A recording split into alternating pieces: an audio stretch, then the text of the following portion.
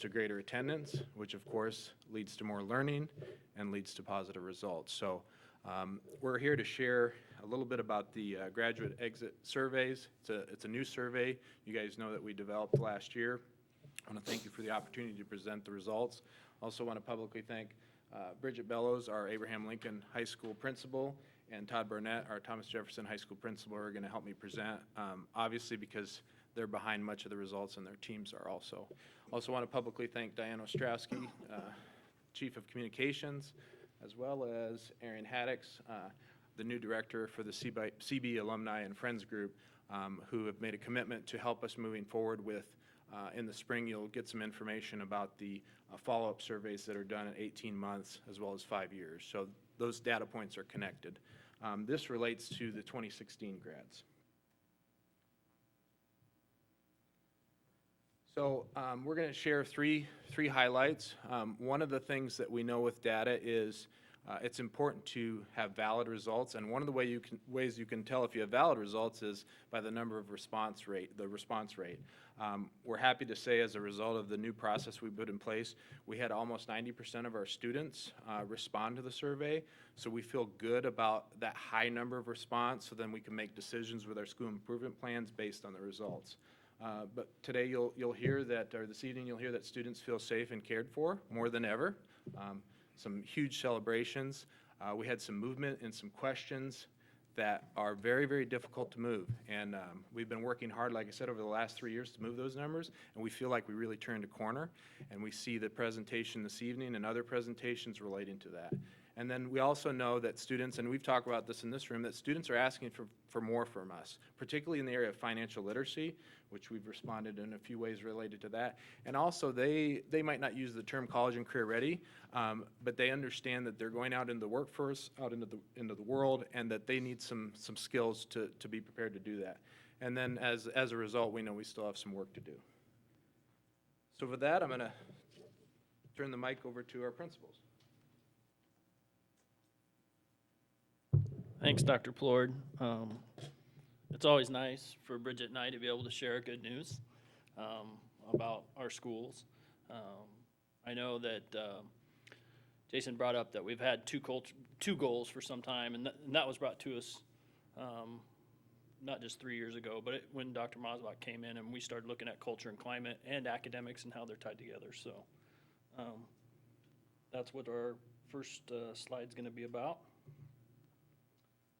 The question you see up there is that there's at least one adult at my high school cared about me, and the data, you can see the trend line data. So I think it's interesting that you get to see that as kind of an image of where our kids were in 2014 and where they're at now. And as Jason said, having right around 90% of our kids return this information to us, that's really astounding. You're talking about moving from 68.5 to 95% in a matter of 3 years.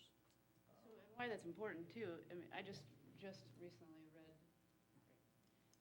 read about a new study that, I mean, they polled like 17,000 students or something like this, and what the data was showing them is that if a child had identified one adult, just one adult that cared about them in their school, they were it went from, if you had 0 adults, you're about 40% likely to be successful, up to 80% likely to be successful with just one person. And then the numbers grew in smaller increments after that. But so we share that with our staff, and we talk about how important that is all the time. And so for us to see that over 95% of our seniors would tell us that they had an adult that cared about them in high school and their high school career, I mean, it's really amazing. It's absolutely something we celebrate. In fact, this is one of the slides I had up at our PD meeting today with our staff. So you can't teach that. That is something that's implanted in someone. And for that jump to be that significant, that is commendable to your staff. Right along with that, our next slide kind of goes hand in hand, I think, with if you have a caring adult and feeling safe, because you obviously have somebody to go to. But once again, you see the movement from 2014 to 2016. We've shared our plans with you, our culture and climate and our academic goals with the board before, and you know that our focus has been around relationships. It has been because of IS3, where we use the Supportive Schools grant that helped us support our initiatives in the high schools to be able to do these things. And it's just nice to see that through those efforts that we're being rewarded through those efforts, so. I think some of this is attributable to the work that our Student Family Services Department has done with bullying, and we have a new program, Oveus, and we know that this is important, you know. So again, it's been a focus for us, and we're doing things, intentionally doing some things to help kids feel more safe. Likewise, one of the questions that we always get, because having teenagers myself, one of the things we're always worried about is their choices that they have to make. So just looking at where we have been in 2014 to now, we see a lot of improvement and movement upwards with my schools working to provide a drug-free environment. I think that's really important to our families and our kids and our parents to be able to start moving that data point in the same direction that we move the other two. So we're looking for good things from that too. And I would just say on this slide that what I like about this is that kids are recognizing that we are doing something about it. And that's sometimes, you know, that's really a perception thing, but we are doing things about it, and kids are starting to see that too. Do you feel like the kids are coming to you more? Do you feel like they're feeling safer to report it, or? I certainly think that could be part of the case. I think that we are out there as administrators, we're out there talking to kids about this, and we're saying, hey, you know, we're not trying to work against you, we're trying to keep you safe. We want our school to be safe. You need to trust us to come to us if there's a problem. I think that that's happening. And I do think you get to a point too where kids they're tired, they get tired of it. You know, they want to be in a place that's good and clean and where we don't have these kinds of problems, and so they do come to us. I think a big part with that too is that we have brought in people from outside the district through Student Family Services to really work with kids. It's not always about dropping the hammer. It's also about showing compassion and empathy for kids that are in that plight and trying to help those kids out. And I think when you see both sides of it and kids see that, while you're really trying to help my friend, they're more likely to come forward with information to help their friends. One of the things we brought up earlier was our students are asking for more. We wouldn't expect anything less when you have a safe environment and kids feel like they can speak out without fear and things like that. We get some good information back from kids. One of the questions up here is I feel prepared for my college career. We've seen gains. We were really stagnant for 2 years, and then this past year we made some gains in that area. I know Bridget and I's goal is that kids start to understand what college and career really means, and that we're going to get close to 100% on that. We really want kids leaving with those kinds of goals in mind, and that's something that we dramatically want to move higher. I mean, absolutely, I couldn't agree more. I mean, we want 100% of our kids saying, I am prepared for my future, you know, college or career or both.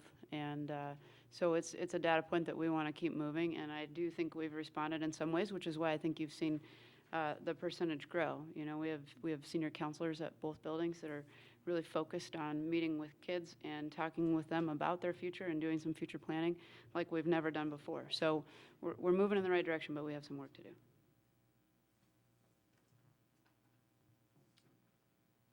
This one says, my school helped me select a path to follow after graduation. This is one that we've really kind of stayed pretty stagnant on.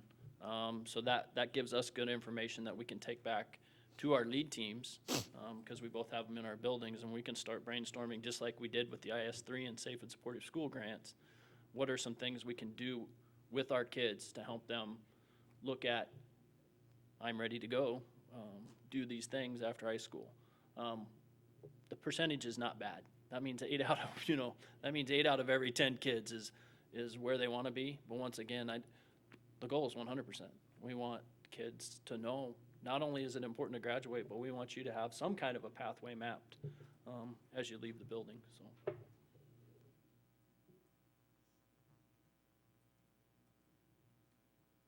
Some new data that we have that we will need to respond to.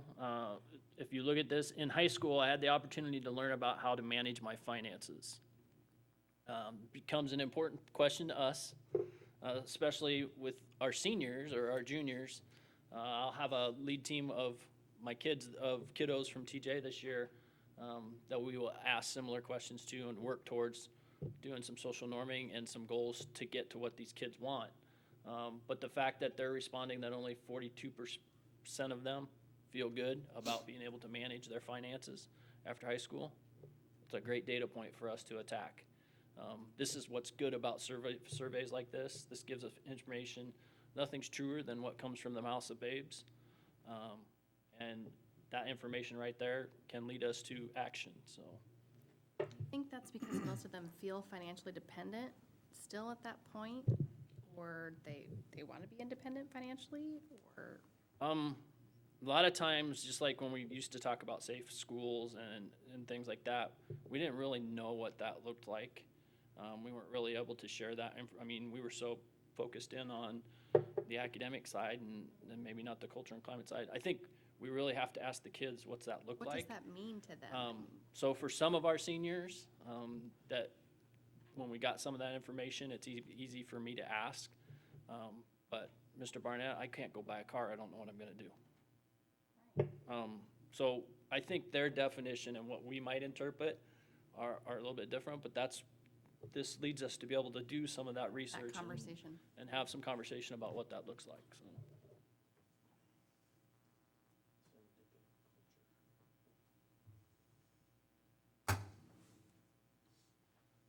Thank you, Todd. Thank you, Bridget. You might remember we added the Money Matters class this year as an elective, so we're hoping that maybe that might push some of those results. But we're also talking as a teaching and learning department with our buildings about what are some other things we can do with financial literacy, because like Todd mentioned, the good thing about young people and the bad thing about young people, if you ask them, they will tell you, right? And so we believe the information's accurate. We've heard rumblings with this particular question about financial literacy. Like I said earlier, we talked about it in this room before, but we never really had a data point that we could say for sure. You know, was it just a few kids that were vocal? What was it? But clearly the data shows us when 43% of our young people are saying we don't feel prepared, or we didn't have the opportunity, and that's the distinction. We didn't have the opportunity to learn about our financial literacy. So that may be a nuance. We're not sure at this point, so. No, Jason, I think that when you look at the number of parents who aren't prepared for their child as a senior, you know, they don't know what a FAFSA is, they haven't, you know, and they're coming down to FAFSA night when it's realistically due within 3-4 days a week. You know, there's maybe a need to educate the community broader on this subject.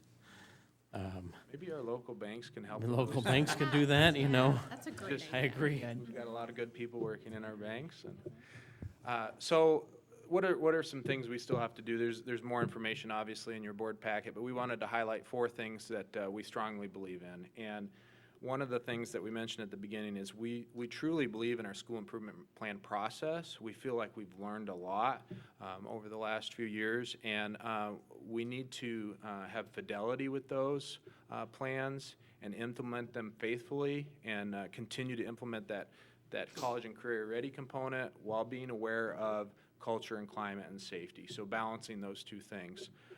We also know you're probably familiar recently, the new CTE legislation coming out with an expectation for plans.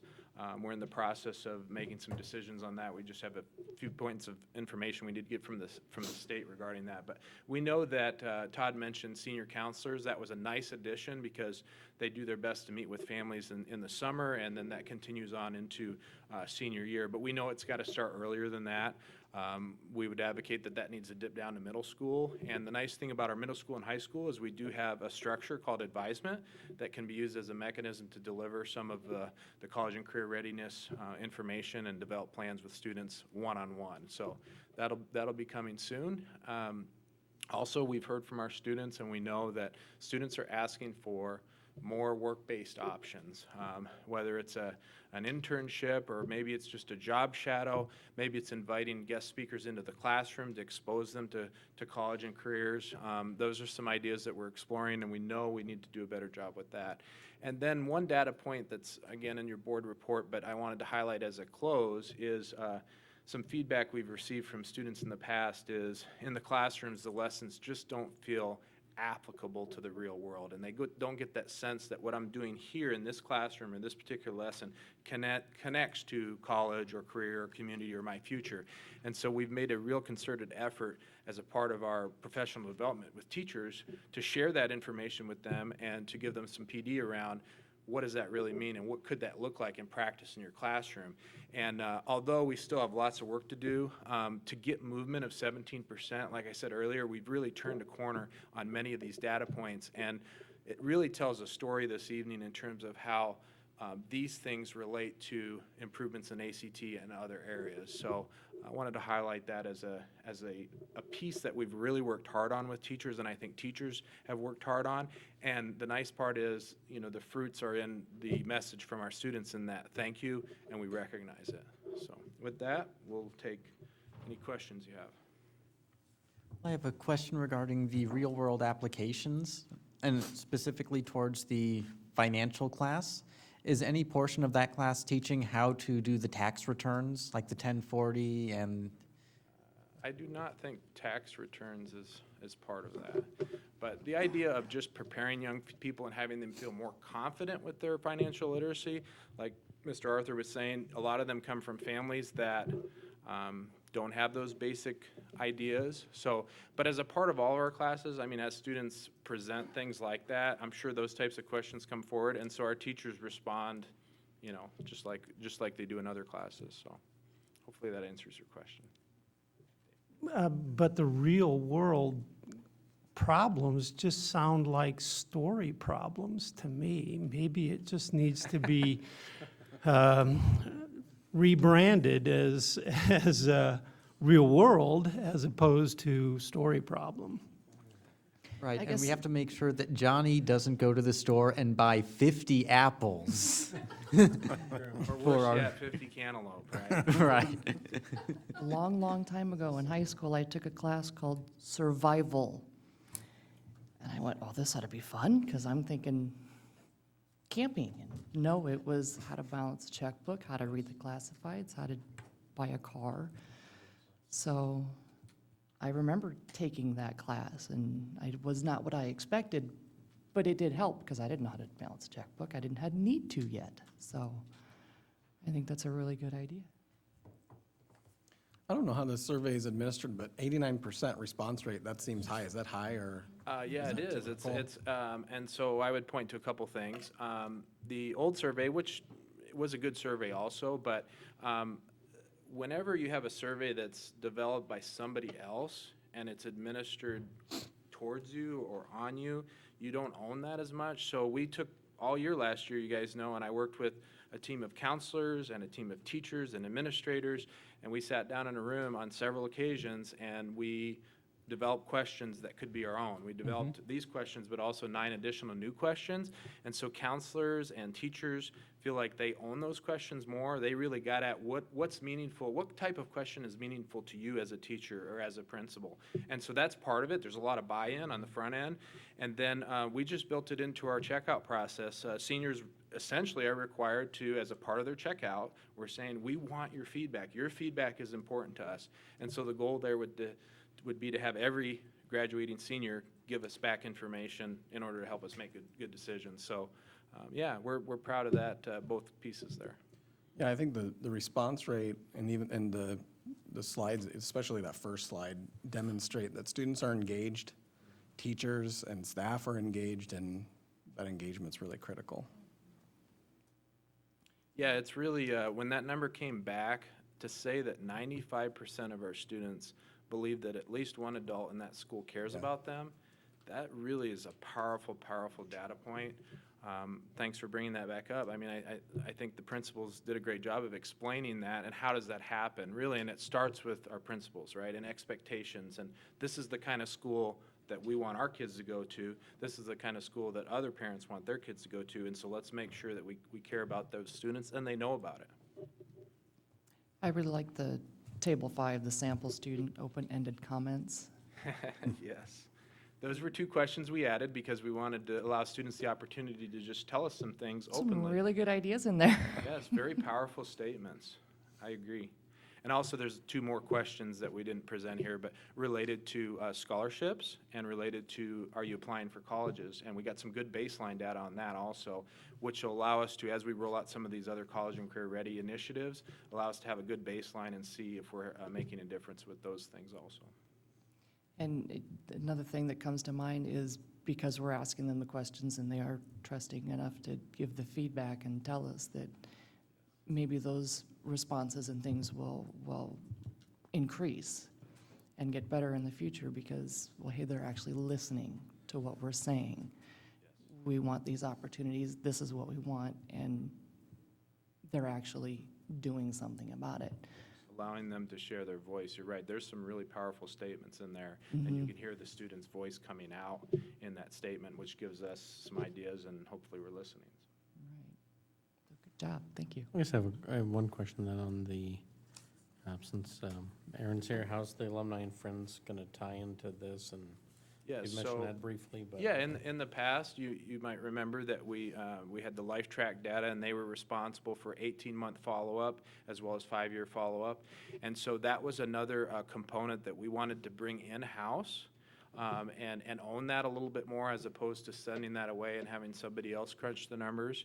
And so I'm partnering with Diane and Arian to figure out a process on how we can increase those rates also. The return rates were somewhat dismal at not even a third of our students returning those surveys. And so we believe that we can improve that rate by having that personal touch. And the idea of partnering with Arian and the CB Alumni and Friends group is that it's a way for us to build those relationships on the front end. And so she's going to be working with our high schools, maybe even our juniors, but certainly our seniors, to figure out ways to get them connected early, so that way that relationship continues on and they don't go away for 5 years and then forget about us, because that's a captive audience, that's a valuable audience that we want to stay in our community and stay connected to our community. So the thinking is, again, build that on the front end, so that way return rates will increase looking ahead. Other questions, comments? Okay, thanks for your good work, building principals. Thank you. And Dr. Plurd. Okay, we got an update on the Pebble vote. Dr. Bruckner?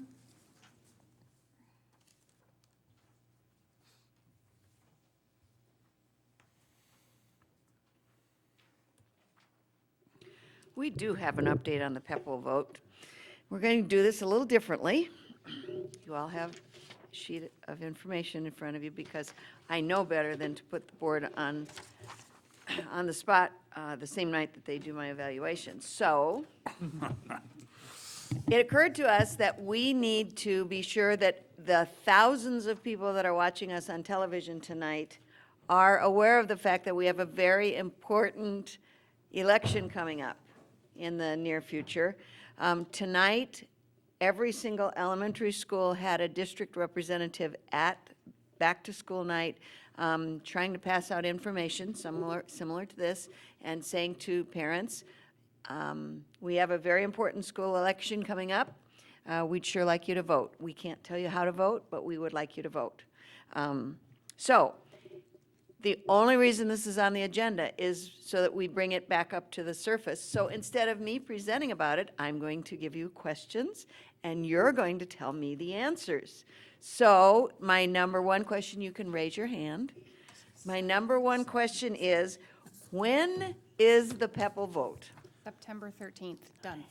She didn't raise her hand. She didn't raise her hand. Yeah, you spoke I out don't during follow the- directions very well. No, she didn't buzz in. Would you please repeat that, Dr. Ogres? September 13th, Thank you. vote. Thank you very much. And who can tell me where you can vote? There's There only a are- few places. There are locations are different than during city or county general elections. That's right. So, Mrs. Riley, where will you be voting? I will be voting at Epworth Methodist Church, 2447 Avenue B. Thank you very much. And Broadway Dr. Methodist Church. Agrest, okay, and Mr. Hanson, where are you voting? Broadway Methodist Church. Okay, and Mr. Grove, where will you be voting? Broadway Methodist. And Mr. Arthur, where will you be voting? I'm still voting at Epworth Methodist Church. And Mr. Kazire, where will you be voting? I will be voting at Epworth United Methodist Church. And Mr. LaFurla, where will you be voting? I will be voting by absentee ballot Good answer. That's a good answer. or at Queen of Apostles Catholic Church if I don't get my ballot request in soon enough. Yeah, you do need to get it in real soon. Thank you very much. Can you do that absentee ballot right now? Yes, You can.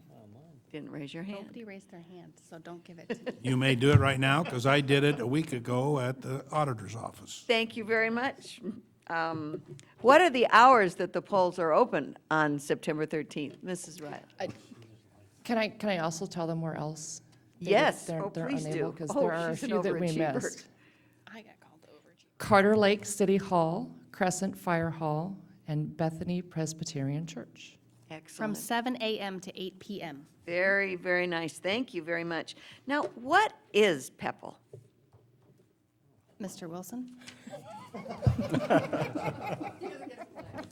Mr. Hanson? Arthur. Yeah, so that's phoning a the friend. physical plant. and The equipment PEPAL is levy. used for basic repairs and renovations to school buildings to help ensure they are well-maintained and properly equipped. The fund is also used to pay for our bus leases and technology purchases to allow more of the district's general fund budget to be used to more directly meet student need in the classroom. Very nice answer, Mr. Hanson. Well done. So it's not for salaries. It is not for It's not for the salaries. stadium. That's a The very good Physical question. plant and equipment levy. Thus, You're saying it it's very says necessary PEPL. Pardon me? for a district to operate in the red, Imperative. not in the red. In the No, black. we don't want to be in the red. Not We in want to the be in the red. black. For us to operate not in the red. So how much money does the PEPL raise in a year? Total? 3.5 million? $3.5 million. Excellent answer. That's a combination of both what the voters have agreed to in the past and what you have agreed to. Why are we asking this question now, since we know that the current PEPL goes till 2018? Mr. Hanson? If the kind citizens of Council Bluffs approve it for us now, then we can make our plans for our budget moving forward. Whereas if we have uncertainty regarding it, then that creates budget uncertainties. Excellent. Not only are our ACT scores up and our student perceptions are up, but our school board is very well behaved and very well prepared to talk about PEPL. So when is the PEPL election? September September 13th. 13th. Thank you. Class, do any of you have questions? Pardon me? It does not This is affect not an taxes, correct? Well, it is a tax. It does not raise It doesn't raise taxes. their taxes. It does not raise their taxes. That's right. This is simply an extension of the current PEPL levy, which we asked this in 2015. How many votes did that lose by? 3. It's either 3 or 4 votes, Yeah. yes. So I was just doing a little research this week with the help of Diane Ostrowski, and in the Crescent precinct, 27 people voted in 2015. I can tell you how they voted too, but I'll just tell you, 27 people voted. We love So you, what we Crescent. need are more people voting. And the vote in Carter Lake was 56 or something like Will that. there So be a robocall for a reminder? we certainly can do a robocall. We cannot tell anyone how to vote. We Just can a simply reminder tell them to call. vote, so. Our goal, oh, by the way, thank you very much. Somebody's been doing extra credit. Mr. LaFurla, you don't even know this, but one of our principals sent a note to me telling me, isn't it wonderful that he's doing this? So Mr. LaFurla put a note out to some of his acquaintances to tell them about the September 13th vote coming up. Because what we just need is if everyone would get 50 people to go vote, and you would all talk to them, that would probably make it very successful. We'd prefer not to do this again, but we have to have the PEPL, so we would do it again if it didn't pass. Yeah, I was looking on the app, the Council Bluffs app. The school When app? will that be on there? When will this information be on there where I can see it? It's on the website now, but it will be available as soon as we post it on these social media. We haven't been active in that yet. Okay. Because of the start of the school year, getting that going. Gotcha. Okay. Thank you. Thank you very much. Washoe, one other little update is that we had said that the election costs were estimated at 15,000. We have since talked to the election office again, and they think it may be around anywhere between 10 and 12,000. Great, So maybe a little bit less than we first anticipated. Good deal. good news. Wonderful. Thanks for that creative presentation, Dr. Bruckner. We can handle being put on the spot.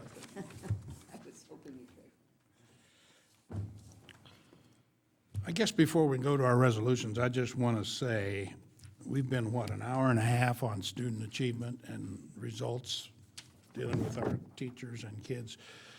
I think that's why most of us want to be on this school board, is to pay attention to that kind of data. And I hope you don't resent the time we spend on that and recognizing our kids. It's just wonderful that our board does that, and thanks for your leadership on putting that together, Dr. Bruckner. You're welcome. You can see the 7 guiding principles, and you, as a board, pretty much live those every single meeting, so. Okay, our resolutions. The first one, approval of memorandum of understanding with Underwood Community School District. Is there a motion? Yeah, I will move we approve the memorandum of understanding with Underwood Community School District. Thank you. Is there a second? Second. Susan and Chris just tie most of the time there. That's good. Any further discussion? Questions? If not, please call the roll. Mr. Wilson? Mr. Arthur? Yes. Mr. LaFurla? Yes. Mr. Kazire? Yes. Dr. Ogres? Yes. Ms. Riley? Yes. Mr. Hanson? Yes. Mr. Grove? Yes, and the motion is approved. Next, approval of memorandum of understanding with Potawatomi Juvenile Court Services. Is there a motion? I move to approve the MOU with Potawatomi Juvenile Court Services as presented. Second, please. Second? Second by Mr. Arthur. Any questions, comments on this one? If not, please call the roll. Mr. Wilson? Mr. LaFurla? Yes. Mr. Arthur? Yes. Mr. Kazire? Yes. Dr. Ogres? Yes. Ms. Riley? Yes. Mr. Hanson? Yes. Mr. Grove? Yes, and the motion is approved. Next, approval of understanding with All Care Health Center. Is there a motion? Yeah, I can move to approve the memorandum of understanding with All Care Health Center, Inc. as presented. Is there a second? Second. Susan and Scott, okay. Any further discussion? I just have a clarification. Is this the third year we've been doing this at Carter Lake? So All Care must feel that it's helpful to them. They like it. They would very much prefer to have higher use of the care facility at the school. And just so happened that Mr. Hamilton and I and Principal Doreen Knuth met this afternoon, and we have responded to a proposal that they have. We're going to try to do some things and ask them to do some things to increase the percentage of people using it, because we realize that if it isn't used, we will lose it, and we don't want to lose it. Great. Any other questions, comments? Please call the roll, Mr. Wilson. Mr. Arthur? Yes. Mr. Hanson? Yes. Mr. LaFurla? Yes. Mr. Kazire? Yes. Dr. Ogres? Yes. Ms. Riley? Yes. Mr. Grove? Yes, and the motion is approved.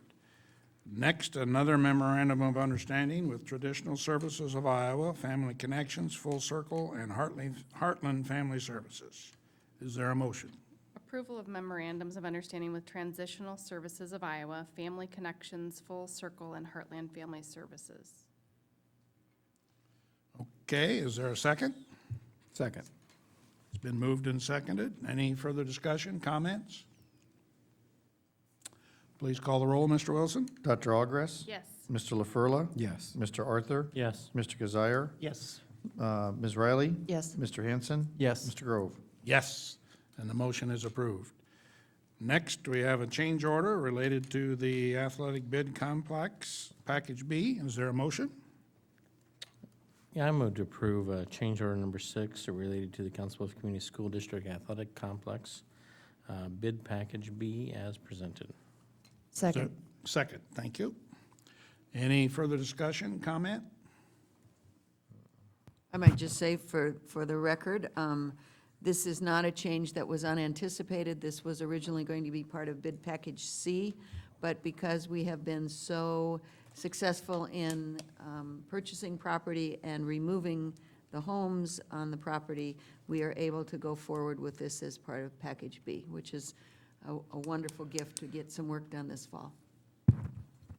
Thank you. Any other questions, comments? Please call the roll, Mr. Wilson. Mr. Arthur? Yes. Ms. Riley? Yes. Mr. LaFurla? Yes. Mr. Kazire? Yes. Dr. Ogres? Yes. Mr. Hanson? Yes. Mr. Grove? Yes, and the motion carries. Next, we have some job descriptions that need approval. Is there a motion? I'll move to approve the revisions to the job descriptions for superintendent and principals as presented. Second, please. Second.